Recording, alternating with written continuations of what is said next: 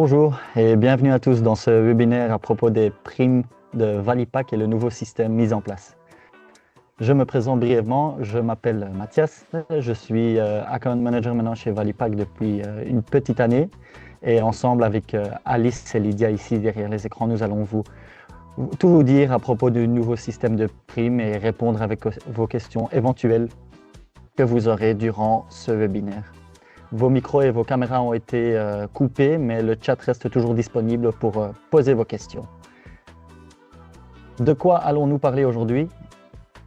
Du nouveau système de primes, bien évidemment, mais on va un peu rajouter quelques couleurs aux raisons pour lesquelles le système de primes change pour l'année 2025 et 2026.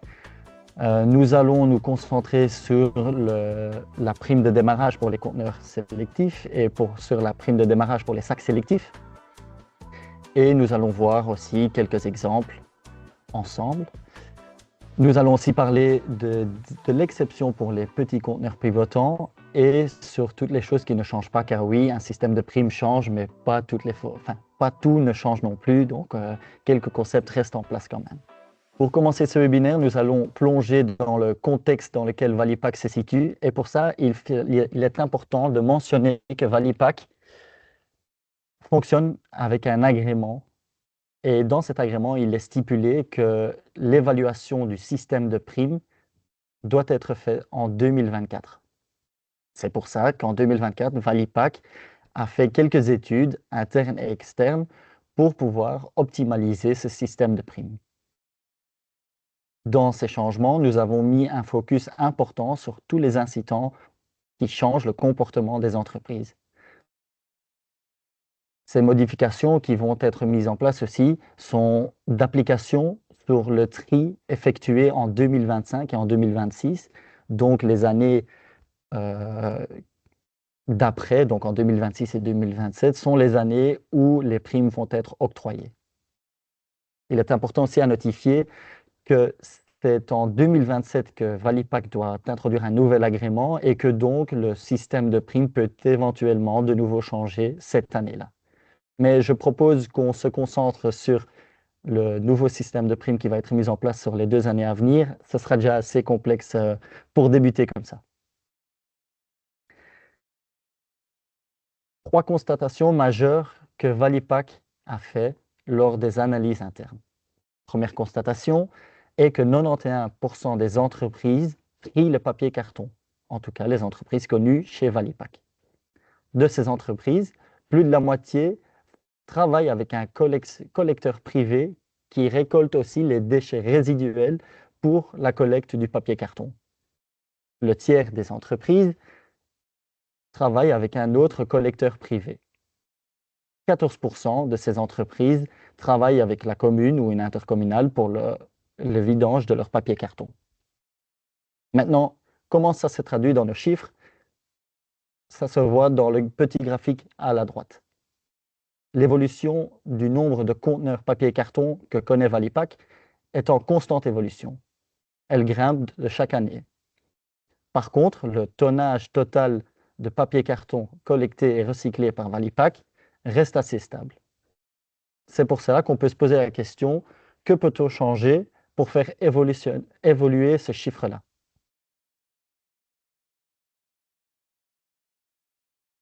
Deuxième constat, l'évolution de la collecte et des sacs pour les films plastiques. Nous avons fait une étude sur le flux des entreprises qui débutent le tri. Et nous avons constaté que les petits conteneurs pivotants sont le plus populaires. La plupart des entreprises commencent le tri par instaurant un petit conteneur pivotant pour leur papier carton principalement. Une petite partie utilise les sacs pour débuter le tri sélectif. Néanmoins, 83% des entreprises qui font le tri à l'aide d'un petit conteneur pivotant et des sacs plastiques afin de faire le tri sur les emballages industriels en plastique continuent à trier après 3 ans. Et c'est important à le mentionner. On voit ainsi que les entreprises qui ont attrapé une certaine habitude continuent le tri. Dernier constat, ce sont les analyses de composition des conteneurs pivotants. Nous avons vu une évolution dans les déchets résiduels. et c'est surtout le pourcentage des déchets d'emballage industriel dans les déchets résiduels qui sont en augmentation. Comme vous pouvez le voir dans le graphique, 2% de plus de déchets résiduels de type de plastique sont retrouvés dans les déchets résiduels dans les petits conteneurs pivotants. Ça, c'est l'évolution de 2021 à 2023.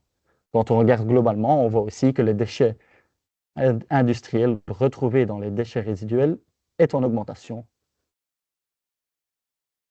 120% des entreprises d'ailleurs qui font appel à un collecteur affilié à Valipack ne font que le tri des déchets résiduels et non une collecte sélective d'un autre flux. C'est donc un énorme potentiel à exploiter.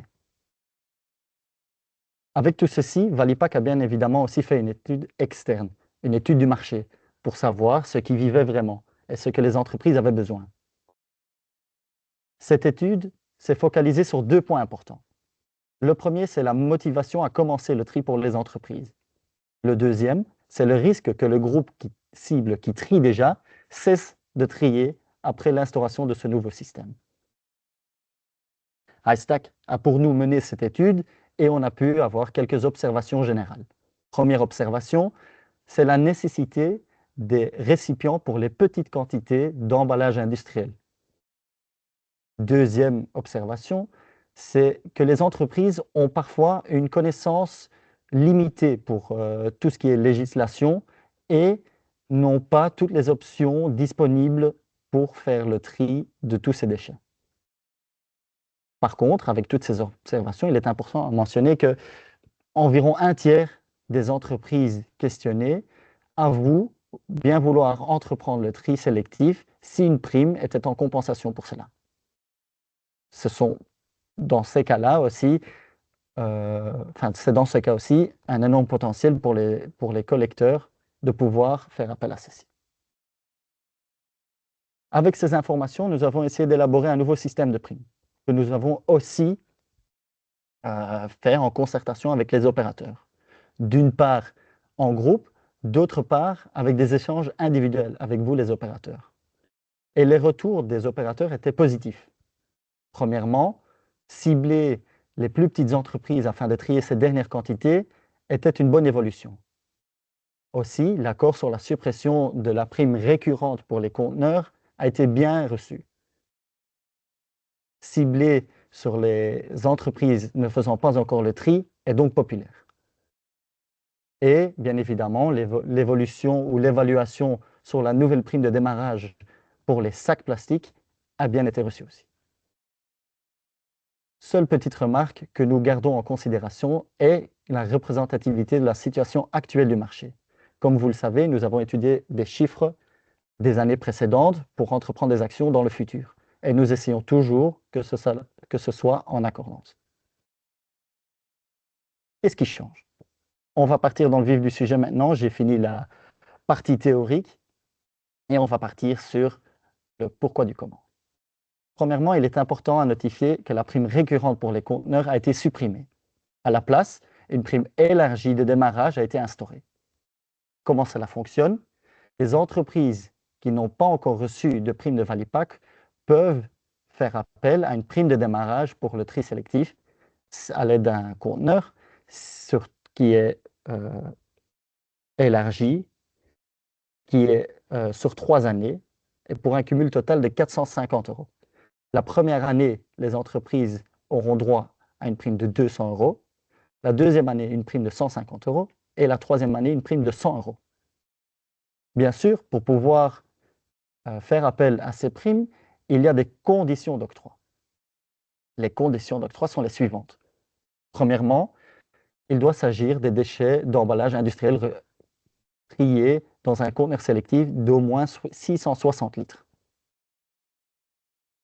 Deuxièmement, l'entreprise qui fait la demande de prime ne doit pas encore être connue dans notre système. C'est-à-dire, le numéro d'entreprise de cette entreprise-là ne doit pas encore figurer dans notre database. Aussi, les conteneurs doivent être effectivement utilisés, c'est-à-dire sur les 3 années où il a été placé, il faut pouvoir suivre pour nous les account managers qui vous accompagnent, pouvoir suivre les mouvements de ces conteneurs. Et troisièmement, il est important qu'il y ait un système d'enregistrement des volumes. Pour vous, opérateurs, il est important à savoir que la demande de prime se fait de façon à ce que les premiers qui ont introduit leur demande de prime soient les premiers servis. Et ça, c'est quelque chose qui ne change pas. C'est quelque chose qui était déjà en place et qu'on garde. Pour éviter le préjudice, une mesure transitoire est d'application pour les entreprises ayant débuté le tri en 2023 ou 2024. Les entreprises ayant débuté en 2023 ont encore le droit à 100 € de prime de démarrage élargie en 2025, c'est-à-dire la troisième année où ils sont actifs en triant leurs déchets. Les entreprises ayant débuté en 2024 ont droit à 2/3 de cette prime élargie de démarrage, c'est-à-dire les 150 € pour la deuxième année où ils sont actifs et les 100 € durant la troisième année où ils sont actifs. J'ai parlé des primes récurrentes pour les conteneurs qui ont été supprimés, mais bien sûr, il y a une exception, et c'est pour la prime des conteneurs pour les petits conteneurs pivotants. La prime pour les petits conteneurs pivotants est maintenue par le CIE suite à une décision politique.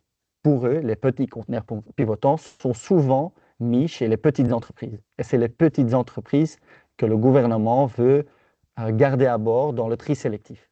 Et c'est pour ça qu'une prime de 50 € sur l'année est gardée pour tout ce qui est petits conteneurs pivotants.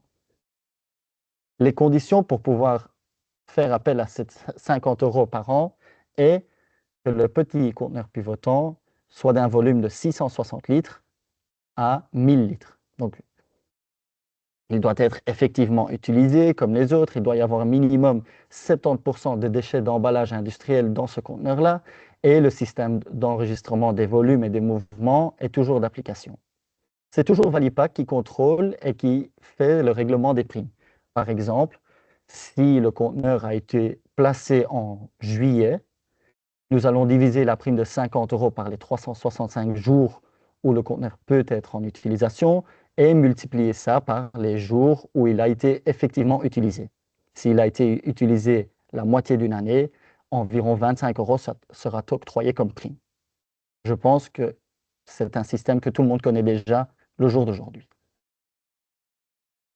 Exception pour le prime des petits conteneurs pivotants, ce sont les petits conteneurs qui servent juste en interne à remplir un conteneur principal. Mais ça aussi, c'est toujours d'application et c'était déjà d'application auparavant.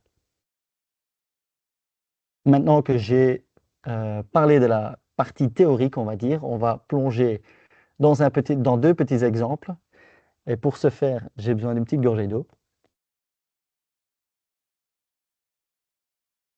Voilà. Et je dois vous dire aussi que si vous avez des questions par rapport à tout ce que je vais dire maintenant, il est important de le dire dans le chat, car moi, qui ai construit ce slide, ça me paraît très lisible, mais pour d'autres, ça peut ne pas l'être. Donc, n'hésitez pas à poser vos questions dans le chat. Nous allons parler d'une situation où une entreprise débute le tri en 2023. Ce client a un petit conteneur pivotant pour le papier carton de 660 litres et un conteneur fixe pour le plastique. Dans ce conteneur fixe, il trie 2 tonnes de plastique. Les années que vous voyez en dessous sont les années où nous allons payer des primes. Donc, c'est toujours relatif à l'année d'avant. Vous voyez 2024, c'est l'année où on va payer la prime pour le tri fait en 2023. Et ceci pour toutes les autres années, pareillement. Vu qu'en 2023, c'est l'ancien système de prime qui est toujours mis en place, il va recevoir 150 € de prime de démarrage unique. Il va aussi recevoir 60 € pour le petit conteneur pivotant et 80 € pour le conteneur fixe. La prime pour le recyclage du plastique est de 30 € par tonne. Celle-ci est multipliée par 2 car il trie 2 tonnes. Il en a droit aussi en 2024. Pour 2025, on ne paye pas de prime de démarrage, car en 2024, la prime de démarrage elle n'est pas élargie. La prime pour le petit conteneur et le conteneur fixe est toujours d'application dans l'ancien système en 2024. La prime de recyclage pour le plastique aussi. C'est donc en 2026, la troisième année où cette entreprise trie ses déchets, que la troisième partie du nouveau système de prime et de la prime élargie des démarrages peut être activée. Ce sont les 100 € que vous voyez. Aussi, nous venons d'en discuter, les 50 € pour des petits conteneurs pivotants de 660 litres à 999 litres peuvent avoir droit à une prime de 50 €. C'est les 50 € que vous voyez là. Par contre, le conteneur fixe n'a plus droit de prime.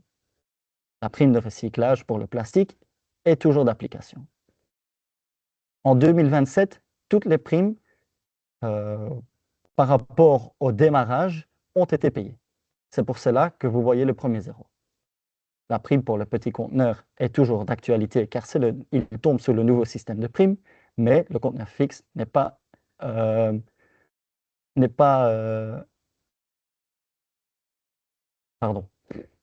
droit à cette prime car le volume est trop excessif.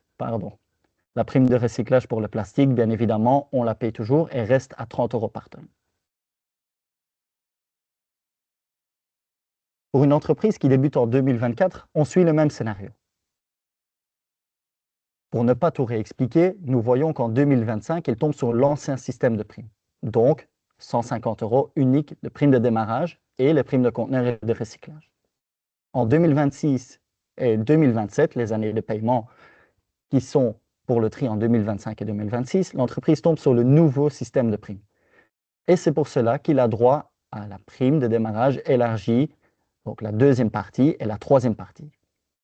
Aussi, il ne touchera plus de prime pour le conteneur fixe, mais la prime récurrente pour les petits conteneurs, il en a toujours droit. La prime de recyclage pour le plastique reste identique. J'espère qu'avec ces deux petits exemples, je vous ai expliqué un peu comment cela fonctionne. Et bien sûr, cas par cas, vous allez avoir toutes vos spécificités. S'il y a des questions plus spécifiques, votre contact chez Valipack peut toujours vous aider. On a mis en place aussi une prime de démarrage pour les sacs sélectifs. Cela s'ajoute dans le nouveau système de prime. Cela concerne les déchets d'emballage industriel en plastique. Et il constitue pour le déballage de marchandises réceptionnées de type plastique, ou bien de film plastique, ou bien de frigolite, ou bien de liens de cerclage. Tous les déchets doivent être destinés au recyclage. Et par type de plastique, vous pouvez avoir 50 € de prime de démarrage. C'est-à-dire, c'est cumulatif, si une entreprise n'a pas encore fait le tri d'aucun de ce type de plastique, l'année prochaine, s'il le fait pour chaque type de plastique, il peut avoir jusqu'à 150 € de prime de démarrage. Bien sûr, ici aussi, il y a des conditions. Pour le polystyrène expansé, donc la frigolite, il faut faire le tri dans les sacs de minimum 500 litres. Pour les liens de cerclage et le film plastique, ce sont des sacs de 200 litres. Les autres conditions d'octroi sont cumulatives. Uniquement les entreprises qui débutent le tri en 2025 peuvent faire appel à cette prime de démarrage. On doit donc être sûr que la société n'ait pas encore fait le tri de ce type de plastique. Il est aussi une fois et uniquement octroyé par numéro d'entreprise. Et il n'est pas besoin d'avoir une collecte supplémentaire. La prime de total est payée par l'opérateur qui introduit en premier la demande. Ça, c'est comme les conteneurs. Passons à un petit exemple. Ici, le client utilise un conteneur fixe pour le métal où il trie 5 tonnes de métal et à 20 sacs de liens de cerclage en polypropylène. En 2025, il compte aussi faire le tri de la frigolite pour 30 sacs. Nous allons regarder ce que Valipack peut lui octroyer comme prime. Je le répète, les années que vous voyez au début de ce slide à gauche reflètent les années où le paiement est effectué. Et c'est relatif au tri effectué l'année d'avant. Le paiement en 2025 fait allusion au système de primes mis en place pour l'année 2024. Il reçoit donc une prime de démarrage pour le conteneur de 150 € uniquement et les 80 € de prime récurrente pour le conteneur fixe. Il reçoit aussi la prime de recyclage pour le métal et les 0,50 cents par sac acheté pour les sacs en plastique. En 2026 et 2027, la prime élargie pour le démarrage de ce conteneur est d'application. C'est pour cela qu'elle reçoit encore 150 et 100 € durant ces années-là. La prime récurrente pour le conteneur fixe du métal n'est plus d'application. La prime de recyclage pour le contenu est toujours d'application. Pour les sacs du lien de cerclage, rien ne change et aucune prime de démarrage ne peut être octroyée. Par contre, pour les sacs de frigolite, une prime de démarrage peut être octroyée en 2026, première année où cette collecte est effectuée par l'entreprise. J'espère qu'avec mes 2-3 exemples, j'ai pu être plus clair. Si ce n'est pas le cas, n'hésitez pas à poser vos questions. Je vais passer sur un sujet maintenant un peu plus facile pour moi, car ce sont toutes les choses qui ne changent pas dans ce nouveau système de primes, et c'est donc des choses que j'ai moins dû étudier. Premièrement, les primes de recyclage ne changent pas. Pour le bois, il reste à 10 € par tonne, excepté pour la réparation de palettes, comme vous le savez. Pour le métal, il reste aussi à 10 €, et pour le plastique, il est de 30 € par tonne. Les primes octroyées pour les sacs en plastique restent les mêmes. Chaque sac plastique acheté, jusqu'à 500 sacs maximum par site, et vaut pour une prime de 0,50 € par sac acheté. Et le contenu du sac, bien évidemment, fait partie de la prime recyclage pour le matériel. Aussi, le bonus pour le recyclage local jusqu'à 35 € par tonne est toujours d'application, et ça, c'est pour vous les opérateurs. Le fonctionnement avec nos opérateurs ne change pas non plus. On travaille toujours avec la même application, et c'est Valipack qui traite les données et identifie les entreprises qui débutent la collecte sélective. C'est donc nous qui donnons notre feu vert final pour l'octroi des primes. Les conditions d'octroi sont aussi inchangées. Je tiens à mentionner aussi que, et je l'ai déjà dit, mais je vais le répéter car c'est important, les opérateurs qui introduisent leur demande en premier seront les premiers servis. Comment octroyons-nous les primes? D'abord, nous allons regarder sur toutes les demandes de primes pour vos clients. Bien sûr, parfois nous demandons une justification. Après, nous allons regarder si le budget est en équilibre pour octroyer un forfait propre. Attention, il est à mentionner aussi que si nous ne sommes pas certains que tout le matériel est destiné au recyclage, nous pouvons appliquer un coefficient de recyclage basé sur les statistiques de vous, collecteurs individuels.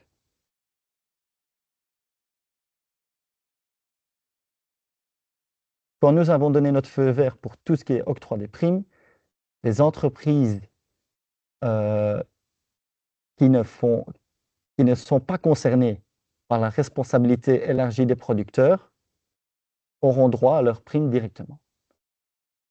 Les entreprises concernées par la responsabilité élargie des producteurs devront faire un check sur leur statut pour savoir quelle est la cause qui fait que leur prime est bloquée.